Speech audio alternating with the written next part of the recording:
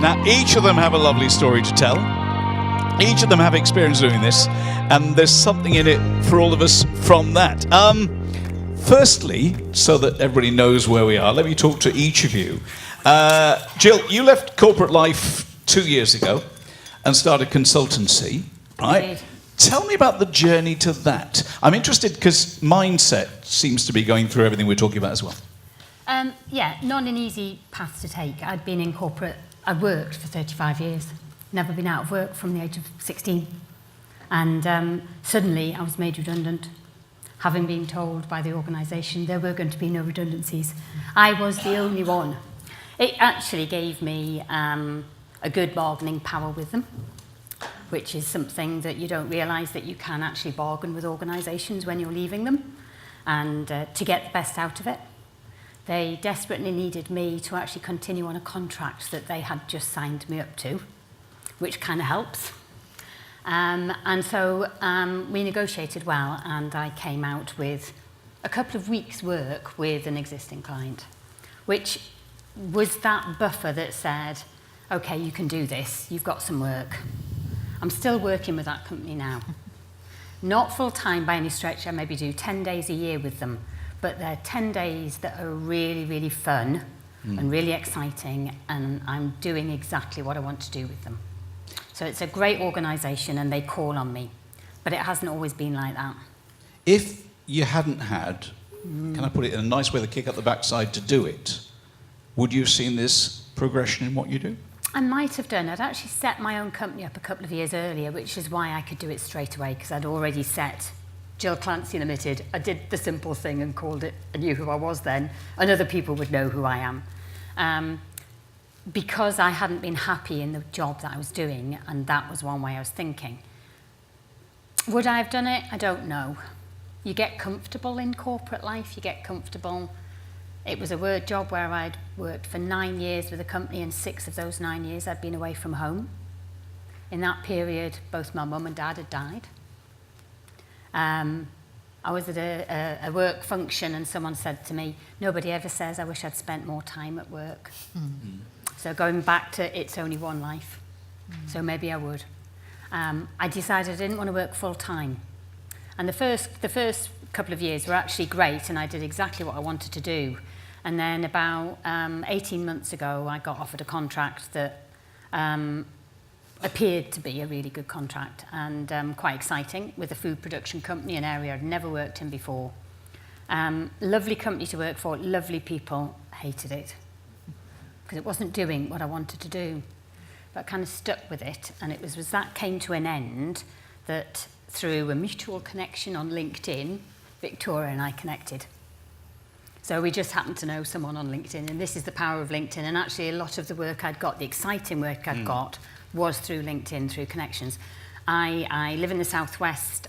Because I hadn't worked in the Southwest, I just connected with people on LinkedIn locally. I sent an invitation saying, we're all locally doing this sort of stuff, can we meet up for coffee? You know, all they can do is say no, and they might say yes, and an awful lot of them did. And through that, I got quite a lot of really nice work. But it had kind of dried up, and I'd lost my way a little bit.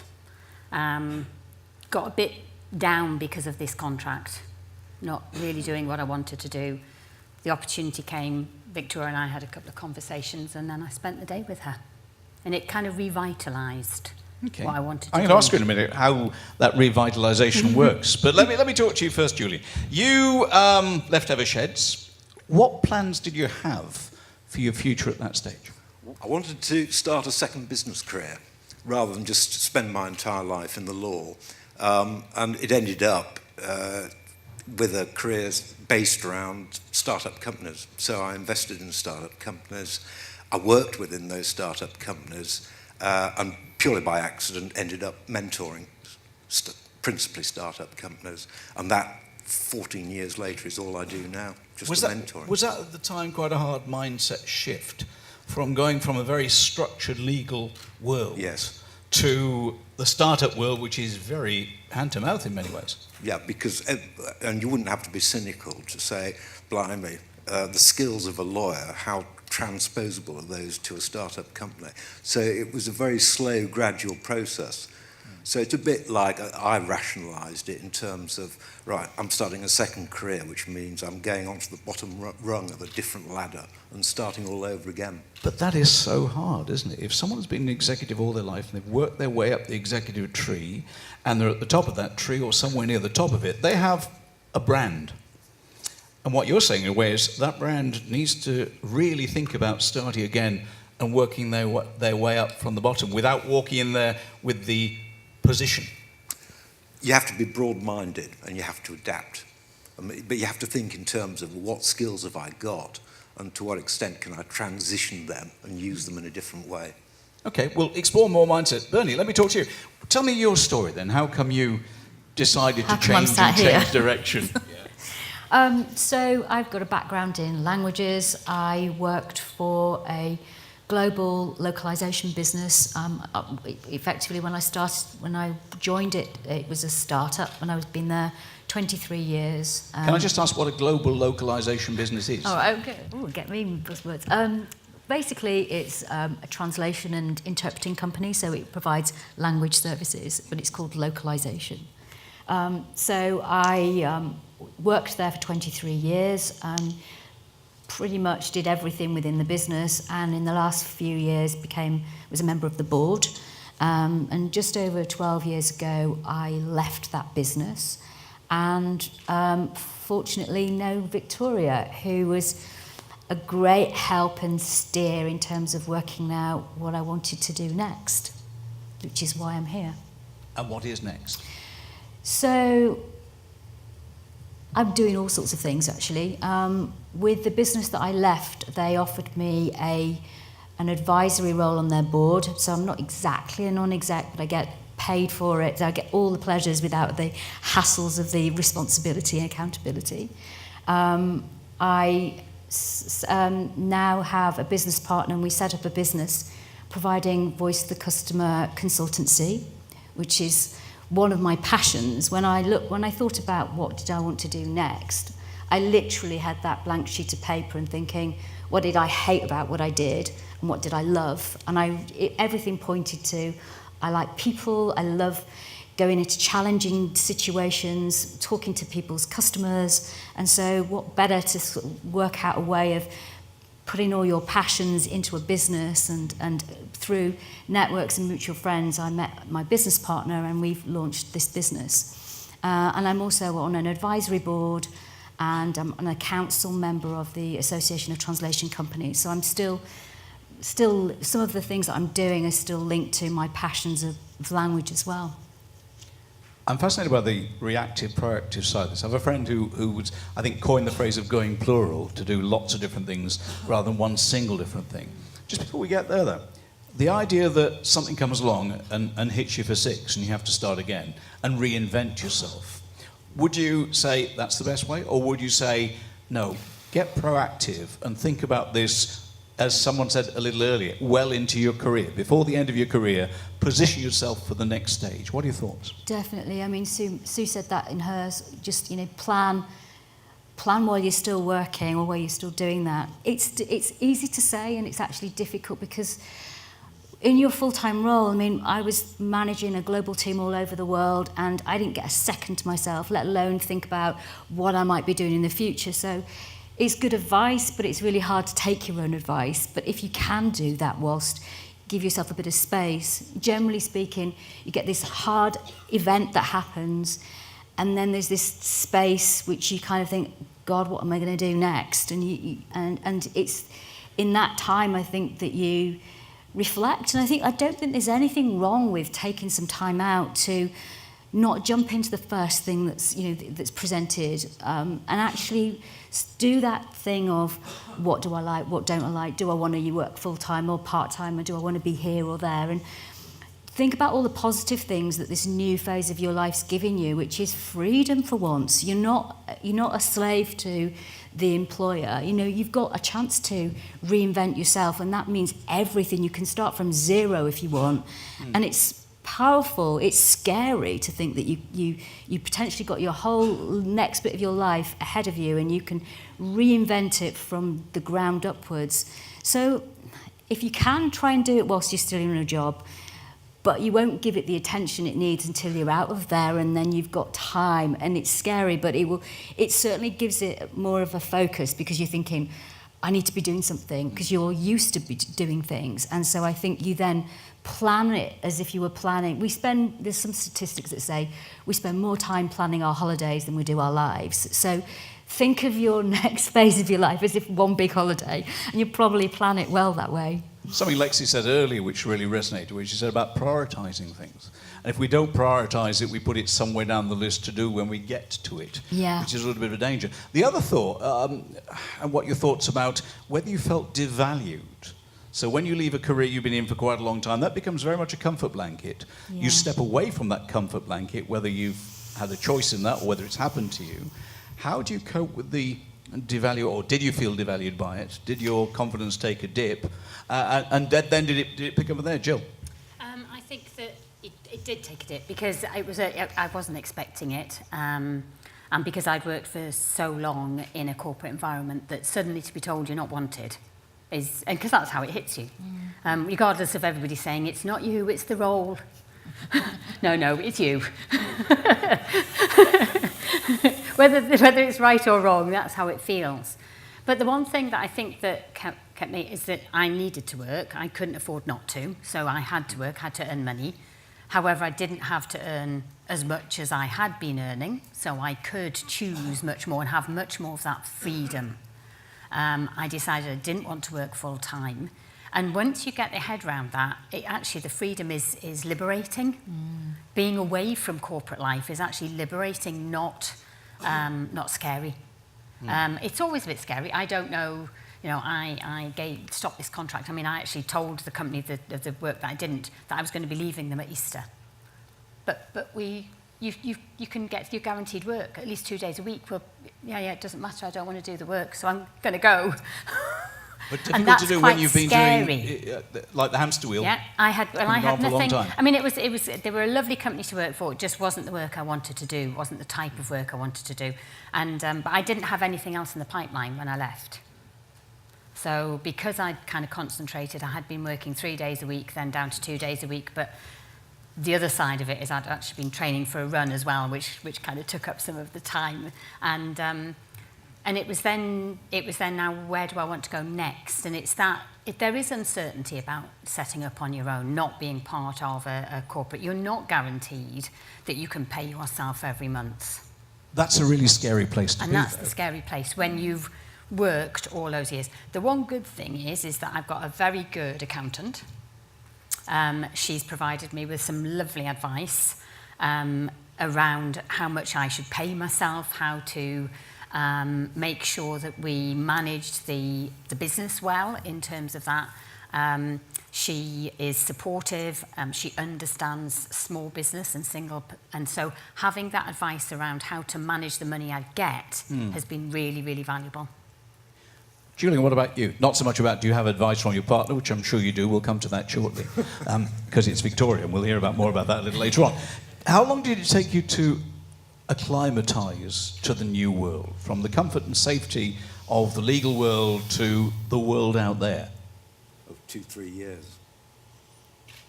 Certainly 2-3 years. Do you remember what you went through? I never had a problem with it, if that's the question. No problem with that at all. The problem for me was I had a clear idea, albeit a very generalised idea. I had a clear idea of what I wanted to do. But you can only start making it happen once you've left full-time working job. And it's going to take you quite a long while to achieve. Can we explore that very briefly? Do you have to wait till you leave the full-time job? Or can you mentally start exploring and preparing yourself mentally for a different world? I didn't in practice because I was too busy. So I have a clear idea. I mean, I think some people, when they're confronted with transition, I think some people don't really have much idea at all. At least I had an idea, but even then it took me a long time before it materialised or transpired. But making a smooth transition from full-time corporate life to a different life, whether it be working or non-working, not easy. Not easy. And we talked about potentially being perceived, or even self-perception, of losing the edge of all the skills you've built up over the years, of all the USP you've got over that period of time. I didn't have a problem with that, but I made the transition in my mid-late 40s. You know, I wasn't 60 years old. So I never saw as a risk that I was going to lose the skills I had. That wasn't a problem for me. But the one thing maybe hasn't come out yet is when you leave a large organisation, you're leaving an infrastructure, a support system that you've been used to for decades. And all of a sudden you're on your own. And I know people who've really struggled with that. It wasn't a problem for me because I'm an individual. I have an individualistic approach, so I'm perfectly self-content with my own company. But I mean, I made all sorts of mistakes. But one of the obvious ones, I should have gone on a typing course. In my entire working life, I've had people doing the typing for me. I never had to do it. And suddenly, I'm in the room above the garage, and I'm going like this. What's your what's your word per minute now? It's a bit faster now. But that's one of the things I should have done. I mean, I should probably have, gone on a course so I became far more familiar with computers. But I've self-learned, to use the old phrase. Do you think it's one of the challenges, Bernie, that we find that people even, I'm sure we've all met people who leave the infrastructure of a large organisation, but they expect then the same kind of style, the same infrastructure, the same attitude? Someone came to mind, I won't name them, but they've gone from a corporate job to suddenly going into the world of freelancing and doing everything else. But their attitude is the same corporate and waiting for people to... Whereas as an individual fighting and fending for yourself, it's a different thing. Did you find that, Bernie? I think I'm still fairly new in this journey, and I don't think I've found that yet, actually. I think for me, yes, I did have a network, like you, PAs and various things like that. I sort of had to learn how to do all that for myself. But I think for me, it wasn't just about the kind of support network. It was that sense of identity that I lost more than anything. You know, that this situation, if 10, 12 months ago, I would have hidden, because the one question I hate more than anything is, what do you do? And it's fine when you've got a title that's recognisable and everyone knows what you mean, but when you leave that, you just think, I don't know what it says on the tin anymore. And actually, so more than the kind of, I'm expecting this corporate structure to keep me going, it was that total loss of identity, and then you kind of think, oh my God, I've spent all my life putting so much of myself into this role and this identity, that when you take that away, what am I left with? And it was, you sort of give yourself a good look at, and you think, I should have done more to have a bit more balance. But so for me, that was my challenge, which was to sort of get to know who I was again and find a new narrative so that I could then go and talk to people and go, this is who I am now. But that's the bit I struggled with more. Not wishing to put you on the spot, but what's the elevator pitch now? Oh God, it goes on forever. Lynn, what about you? I certainly didn't feel that I lost my identity or purpose, or that because I'd done so many different things in my corporate life that I never had a badge. I remember my brother saying at some point, why can't our Jill just settle down and get a proper job? Because I did so many different things. So I never had that label of being somebody, so that didn't bother me. And actually, in terms of the networking, it wasn't because I'm very self-contained, it's because I actually maintain a really good network of support around me and always have, both in terms of close friends, family, and I'm quite happy, obviously, to step out to complete strangers and say help. So that bit. But the bit that I found about leaving the corporate infrastructure is recognising what I wasn't any good at and what I don't like doing, like the accountancy. I probably could have done it all on my own, but you know what? I'd have made a complete hash of it. The second, IT. I have a great person who comes and does my IT. He sorts out all of my cloud and my backup. He comes and does the virus checker every year and gets me up to date and makes sure I've got the right sort of laptop that's useful, that is the one that is best for me and what I use. If I've got a problem, I can ring him and he goes on remotely like I used to have in the corporate world. Yes, I have to pay for it, but that to me is worth every penny of his charge, his annual charge. So it was recognising out of the corporate world what I didn't want to do and didn't want to spend my time doing. And that I think is really important, is recognising that I wanted to concentrate on helping businesses work better together. That was not about getting my virus checker right. Right. Fair enough. So we'll talk in a minute or two, is that cushion transition, which what Next Up is all about, and Victoria will tell us more about that. I believe we have another microphone, a handheld somewhere, which is down there. So maybe if one of the team can come grab that microphone. If there's... there we are. Thanks, Andy. If there's any questions, please let's have a conversation around the fireside rather than us and them. Yeah. So if anybody's got a question that would like to ask something, just pop your hand in the air. We'll come to you. There's one straight away over there, and there's something I want to ask Sue in a second. But if we can go over to that side, and we'll take that question first. Then just generally conversations, all the things you've always wanted to ask but never had the opportunity to do so, because that's what today's all about. Please. Thank you. You all sound incredibly well-planned and organised, and you knew exactly what... So I want to ask, what was the biggest thing that surprised you? The question. I don't mind going. Jill. I think it wasn't so much a surprise, but what kind of threw me most is how wonderful people are when you go off on your own. And that's maybe not the answer you wanted. You wanted something that wasn't a positive, but I actually found it a really positive experience. Maybe that was because of the networks I had and the fact that I had a great support around me, and I haven't been frightened to ask for help. But I am absolutely amazed by how many people have said, why didn't you do it before?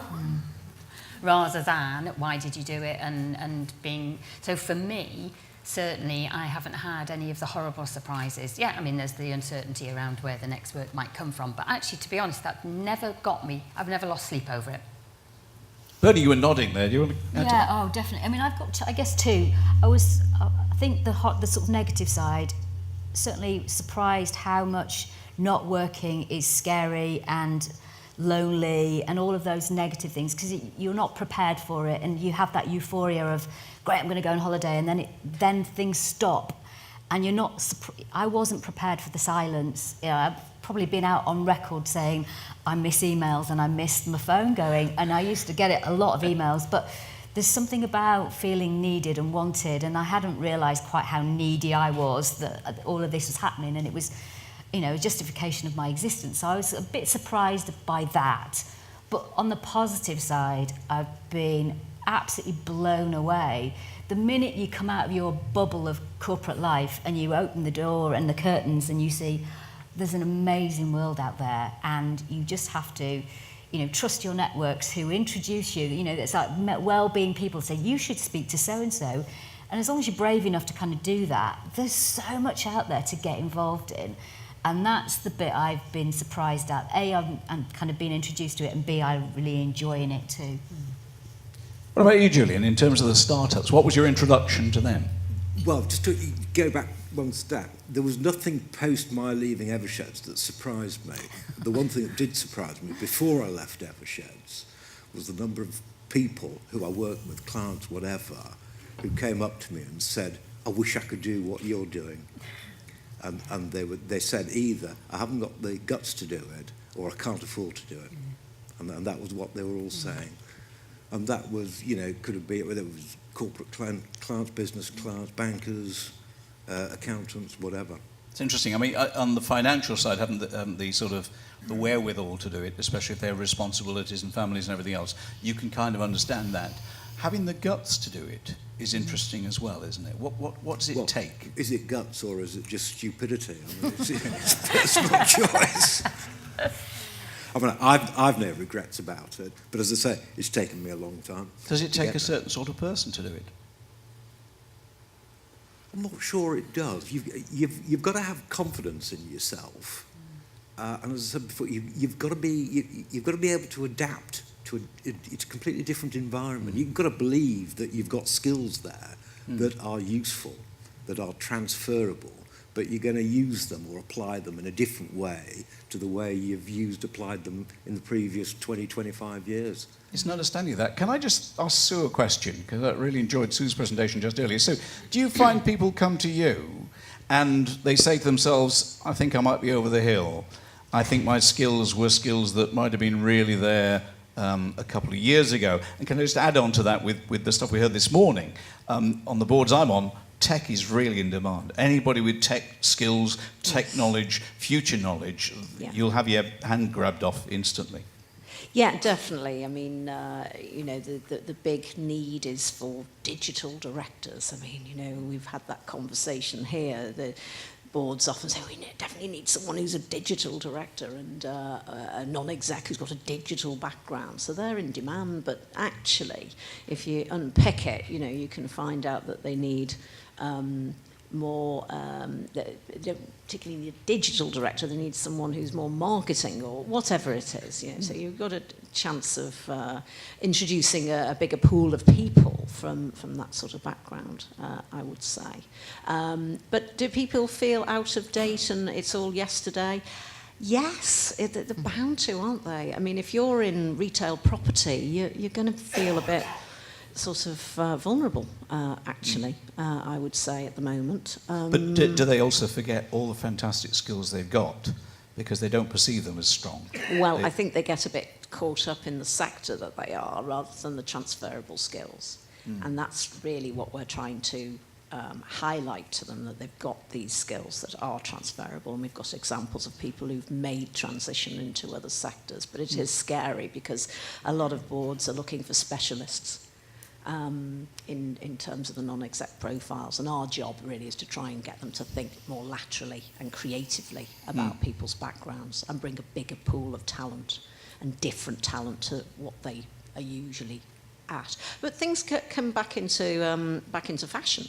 I mean, years ago, risk directors of banks were sort of railed down the chain, and in the last 10 years they've been writing their own checks, absolutely, and IT in financial services as well. People have been coming out of retirement earning fortunes because our legacy banks haven't been able to crack it even now. So there's still opportunity in our previous experience, and things go round, come round. So I'll never say die, just see how it can adapt. Keep the mindset right. It is about adaptability. So thank you. Any other questions? A couple of hands went up earlier, so please feel free to join our conversation and ask the questions or ask any question you'd like. There's one just on the right-hand side over there. Thank you. Hi there. I've been consulting for about 10 years because I stepped off the corporate ladder when I had the kids and I needed the flexibility. And the biggest problem for me has been loneliness and actually working on your own. And you mentioned it earlier, and that's it, when you go from being surrounded by people, even if it's just being in the kitchen and talking over a cup of tea, you don't get that if you work at home. So I'm interested to know where the three of you actually work physically, and what you do to counteract that, not having people around you to bounce off. And have you tried any shared working spaces or anything like that? Okay. Lynn, do you want to kick that one off? I work from home. I have, when I'm at home, other than that, I'm in client offices. So quite a lot of the time, I don't have I'm on my own. I'm obviously in a client office, and you do get that interaction. But when I'm at home, I sit in an office and I happen to have the most amazing view up the River Severn, looking at the two bridges with Wales on one side and England on the other. So, no, I don't tend to suffer from the loneliness. What I do tend to do is, because I could go days without speaking to anybody, is I go across the coffee shop and get a coffee and take my laptop over, and it's amazing how many people chat to you. Not necessarily always about work, but, I got chatting. I'm not the only one. There's always a group of people at the coffee shop over the way, and it's literally 5 minutes away. And there's always a group of people there with laptops and having a coffee, and we get chatting. I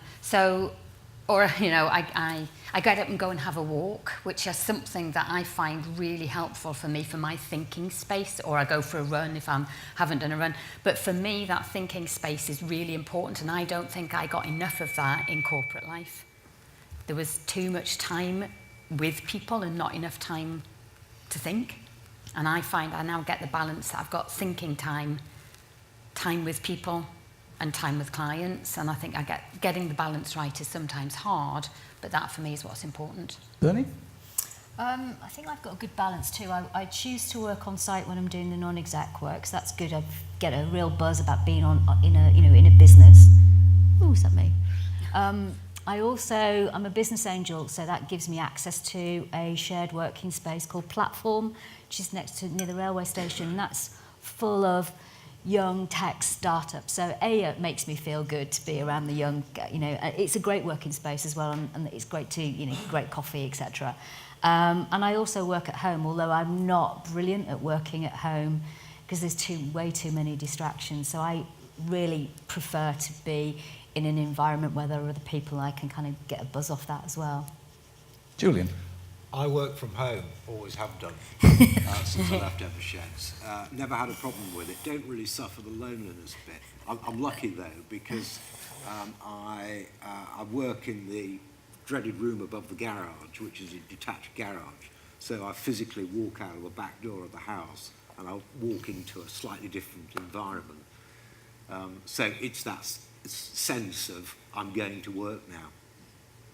I think that's really important. I've done it since I was 19, and in the early days, we had an office in the house, but the kids would invade halfway through the important phone calls. And the distractions are there all the time. And someone said to me, you need that change of venue just to put your mind into work mode. And I'm very lucky. I've got a log cabin up in the garden, which is perfect to work from. Hardly there. I mean, if it helps, the very first mentee I helped was a website designer. And there were four young guys, who had a turnover of about 30,000 quid at the time. This is going back about 15 years. And they were all operating from their own respective homes. So for the first meeting, I went into Anthony's back bedroom in his house. The other guy had hitched up a desk halfway up the staircase. and one of the first things I said to him is, we're going nowhere here. We've got four of you. You're spending half your day, either, I think Skype existed then, you're Skyping one another or phoning one another. You've got to get the four of you all into an office, because you'll probably save 2 hours every day simply by being face to face. The other small thought is I have a group of mentors. They don't know they are, but they're people that I know and trust and like. And if I start thinking, oh, what about, I ring them and have a conversation. And they're people all over the world. But you've got, sorry? Yeah. Brilliant. Brilliant. Yeah. The lovely thing about today, in many ways, is there are so many people out there who like to help. But often they need to be asked before they do it, because they don't want to invade and don't want to get involved in that. Quick couple of questions, then we'll ask Victoria to join us. What would you do differently if you could do it all over again, Julian? Nothing. That was a quick answer. Bernie, what about you? I'd definitely try and plan it as much as I possibly could, so that, not wasting time. Yeah, definitely. Okay, Jill. I'd learn to say no to things that I don't want to do, rather than saying yes to everything, just because I think that if I say no, I won't get anything else. And that comes back to confidence as well, doesn't it? Of having confidence in yourself. I think we discovered that can wane sometimes if we're not careful. Can I invite Victoria to come up and join us on stage? Give her a round of applause. Worked very hard, Victoria and the team, to put today together. So, Victoria, let's start really by saying the whole raison d'etre, the thinking behind Next Up. I think it's probably proved itself today. There is a huge need. But what was your thinking behind this? It was, over the last few years, we had been sent, and they were sent, a stream of people coming to us who were struggling with this. It typically started because I was running a PR, marketing, digital leadership agency. Typically, people were being sent to me to sort out their LinkedIn and sometimes their CV. And actually, it's quite a big process, this, because there's no point in writing a LinkedIn profile for who you used to be. So I'm trying to sit people down and say, what are you trying to do? what kind of skills have you got? Picking up on what Sue said, pulling out what are your transferable skills? How, if you want a non-exec, how are you going to demonstrate that you can influence, that you're not an all-action man? Because you've got to change your perspective on that. And what else might you be doing? You know, this non-exec may not happen. What else are you going to be doing? And the number of times I got an email afterwards saying, thanks for the therapy session. And a lot of people were saying, they struggled to talk about this with family and partners, even though they had really good networks around them. They didn't actually know what they were trying to talk about. They didn't know where to go. And they were struggling. And last year, some of you in this room may know the wonderful Professor Nigel Lockett. I got him to come in and run a business planning day. And he looked and said, you need an online platform for these people. And I kind of go, no. And then we sort of stress tested it, and I got all these generous people, many of whom are in this room, came and helped us to test out, is there a business model here? I don't think that online bit is going to be there longer term. I'm going to ask you all for help later on. We're still sorting out what this business model is. But from that, we said, I think there's a need here, and we're trying to form out what is that and what do people want and shaping it. Is that need the cushioning from one to the other? Because it would be very nice, and we keep coming back to this expression, you get the tap on the shoulder. So the day you retire from your corporate life, the tap on the shoulder comes, and next day you're straight into a different world. Reality, that doesn't happen. Very few, for a few people it does, but for very few. And I think the big thing, it's sort of been touched on in the session here, is the lack of infrastructure behind you now.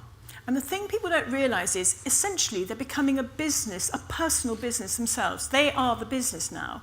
They've been used to having IT, secretarial, marketing departments, people to test out an idea. Is this going to work or not? Now, suddenly, this is all you. And in a way, that's what we're doing. We're doing that kind of the personal marketing. We're saying, where is the market? Jill, when we spent the day together, we were saying, who is your market? Who do you need to be? What is it they're going to buy? We were testing out what you were trying to sell one thing, but the market was wanting to buy another. So we were sort of essentially marketing you and repackaging you and getting the elevator pitch and then making everything else work around it. So I think it's that lack of anybody to support and test out your ideas. And you are a business now. You know, don't just sort of say, I used to be. And that's one of the tips I would say to people. You need to have something you're doing, even while everyone keeps saying, take time and think, and you haven't got space.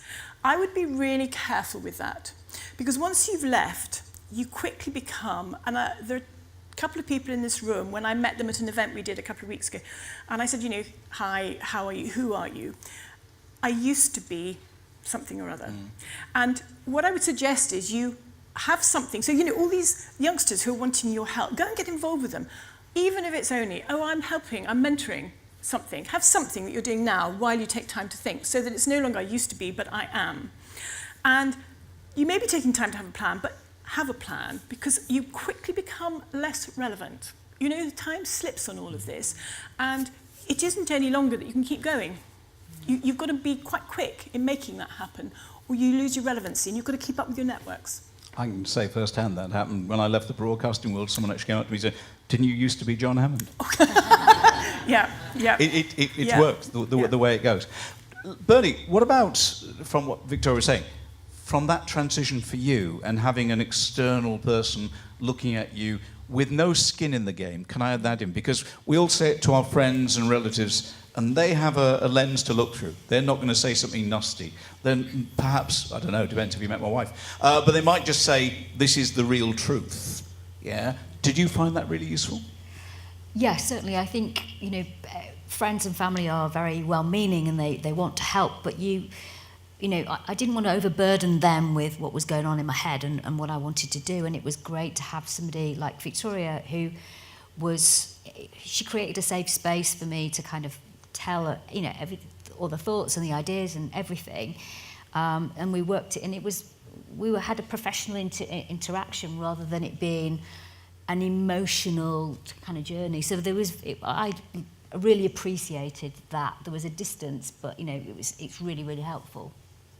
And there's a gap there. Obviously, from today, we've seen it so many times. There is that gap. What would you suggest, Victoria, for that gap to help people to get them in the right space? I think you need to get some help. I mean, you know, that's why I've created Next Up. because I think people need somebody independent who knows what they're doing, who knows. I've now been working with this market, you guys, for probably 4 or 5 years. It's kind of just been growing. As I say, I haven't even realised it was happening. We help people launch a business. I helped somebody become a thought leader. She's an amazing woman in artificial intelligence. She's 70 now. And now I'm helping her write a book, Oh Shit, I'm in Charge. And we're doing a show reel for her, finding a publisher. So there's all sorts of things we were doing, which was sort of in the old business, but it became much more working for helping individuals because I didn't know where to go for that help.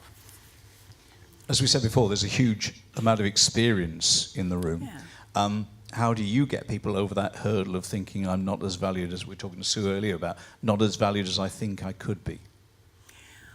Well, I'm thinking back probably 3 years to somebody who came to me. He'd been MD of a really famous retail brand, and he wanted to get a non-exec role with a really serious charity, and he was with the great and the good, basically. And when I looked at his CV, I just thought, oh my God, because he hadn't ever had to write a CV.